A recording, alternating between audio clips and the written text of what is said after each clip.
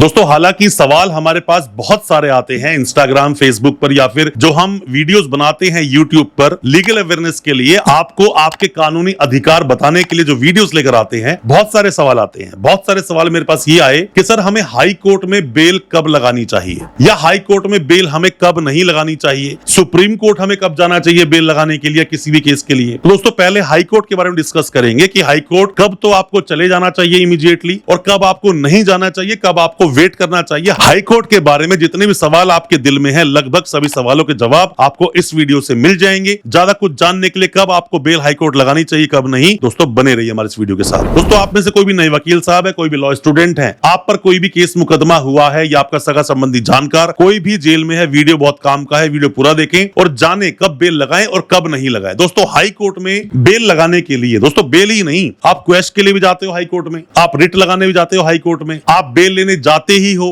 कई बार डायरेक्शंस लेने जाते हो, कई बार कुछ गलत कर रही है पुलिस उसकी डायरेक्शन लेने जाते हो। तो ये सारे रिट के पार्ट भी कई सारे होते हैं, क्वेश पे भी जाते हो, पर क्वेश में तब जाना चाहिए जब केस प्राइमा फेसी ये दिख रहा हो कि केस नहीं बनता। मान लीजिए कोई इंसान है जिसका ऑफेंस में नाम आ गया, चीटिंग में नाम आ गया और चीटिंग में उसका दूर दूर तक कोई लेना देना ही नहीं है, या फिर ट्रांजैक्शन जो थी वो एक सिविल नेचर की है, मतलब कि दो लोग आपस में लकड़ी का या लोहे का काम कर रहे हैं बहुत सालों से। अब एक बार माल भेजा और उसकी पेमेंट उसने नहीं की, 5-7 महीने बीत गए, उसने उसके अगेंस्ट जाके एफआईआर लिखवा दी 420 की। अक्सर थाने में एफआईआर लिख जाया करती हैं। तो ऐसे में सीधा आप हाई कोर्ट चले जाओ और बोलो कि भाई क्वेश किया जाए क्योंकि ये मामला सिविल नेचर का है, आप मुझसे पेमेंट रिकवर कीजिए, आप क्रिमिनलाइज नहीं कर सकते इस केस को। तो ये एक अलग मैटर हुआ। अब मान लीजिए आपका कोई सगा संबंधी जानकार कोई भी जेल में है। दोस्तों देखो केस मैटर करता है, किस केस में आप बात कर रहे हो, किस केस में तो हाई कोर्ट इमीडिएटली जाना चाहिए, किस केस में हाई कोर्ट रुक के जाना चाहिए, किस केस में जाना ही नहीं चाहिए। अब कोई इंसान बोले कि सर चोरी का केस है, चोरी का केस है, पहली बार चोरी में नाम आया, चोरी भी कितनी हुई, 50-60 हजार रुपए का सामान ले लिया, हमने सर बेल लगाई थी, बेल हमारी खारिज हो गई। मतलब आपने सीएमएम कोर्ट के अंदर गए, आपने बेल लगाई, बेल खारिज हो गई। अब आप सेशंस कोर्ट गए, कुछ आपने बोला बट वहां से भी बेल नहीं मिली, खारिज हो गई। अब सीधा आप हाई कोर्ट चल दिए। दोस्तों हाई कोर्ट में भी जाओगे, महीना, 1.5 महीना, 2 महीने लगेंगे ना सुनवाई होने में, क्योंकि जैसी पहली तारीख होगी तो डायरी मंगाई जाएगी या चार्जशीट मंगाई जाएगी या नोटिस किया जाएगा उस आईओ को, डिटेल लेकर आएगा, इतने में तो आपकी चार्जशीट ही लग जाएगी और चार्जशीट लग जाएगी तो बेल ही हो जाएगी। तो ये सब कुछ डिपेंड करता है केस टू केस। अब कोई इंसान आ जाए कि सर एनडीपीएस का केस है, एनडीपीएस के केस में अब डिपेंड करता है क्वांटिटी क्या है, small quantity, intermediate quantity, commercial quantity. Commercial quantity में आपको बेल हाई कोर्ट या सुप्रीम कोर्ट से ही मिलेगी। अगर आपके पास बहुत ही स्ट्रॉन्ग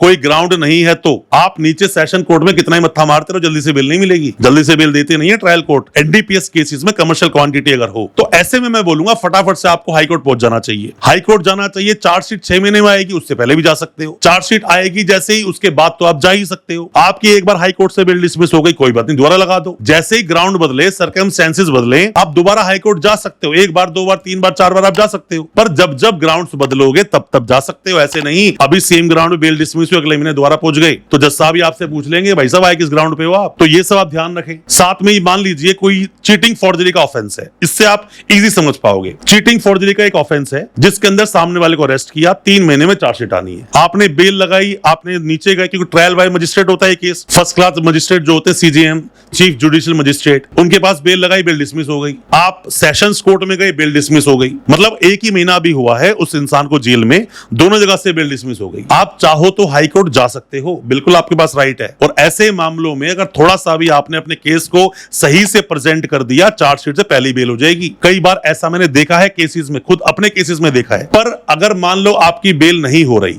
2-2.5 महीने हो चुके हैं, 3 महीने में चार्जशीट आने ही वाली है, फिर आप अभी हाई कोर्ट मत जाओ, आप चार्जशीट लगने ही दो, क्योंकि हाई कोर्ट जाने के बाद महीने 2 महीने आपको लग सकते हैं। हाई कोर्ट में कई बार प्रोसेस लंबा होता है, 6-6 महीने लग जाते हैं। तो हाई कोर्ट जाने से पहले आप केस की सीरियसनेस देख लो और ये देख लो आप सेशन कोर्ट से बेल ले पाओगे या नहीं ले पाओगे। अगर चार्जशीट जल्दी में लगने वाली है तो वेट कर लो, चार्जशीट को बहुत लंबा समय लगने वाला है तो सीधा हाई कोर्ट पहुंच जाओ। और अगर हाई कोर्ट ने बेल डिसमिस कर दी और आपको लगता है कि नहीं ग्राउंड बहुत सॉलिड है तो आप सुप्रीम कोर्ट चले जाओ, सुप्रीम कोर्ट भी दोबारा जा सकते हो। जब जब सर्कमस्टेंसेस बदलेंगे, जब जब ग्राउंड्स बदलेंगे आप जा सकते हो। सकते हो। दोस्तों हाई कोर्ट के पास ना खास करके रिट में बहुत ज्यादा पावर होती है, बहुत ज्यादा। आपको लगता है किसी भी फंडामेंटल राइट का वायलेशन हुआ है, आपको 41A का नोटिस नहीं दिया जो दिया जाना चाहिए था, और पुलिस ने अरेस्ट कर लिया, आप रिट लगा दो, आप जाइए वहां पर बेल मांगने के लिए, आप बेल मांगो, बेल भी हो जाएगी, रिट लगाओ, डायरेक्शन पास हो जाएगी। मान लीजिए आपका कोई केस है, आपने कोई कंप्लेंट किसी अगेंस्ट की, अब पुलिस वाले उस फाइल को दबा के बैठे, 1 साल हो गए, चार्जशीट नहीं लगा रहे, तो ऐसे में क्या करोगे? हाईकोर्ट ही जाओगे, ऑब्वियसली बात, हाईकोर्ट जाना पड़ेगा आपको। आप हाईकोर्ट जाइए, रिट लगाइए, फटाफट डायरेक्शन होगी, और वो पुलिस वाला मुश्किल से 15-20 दिनों के अंदर अंदर ही जैसे ही वहां सुनवाई होकर ऑर्डर होता है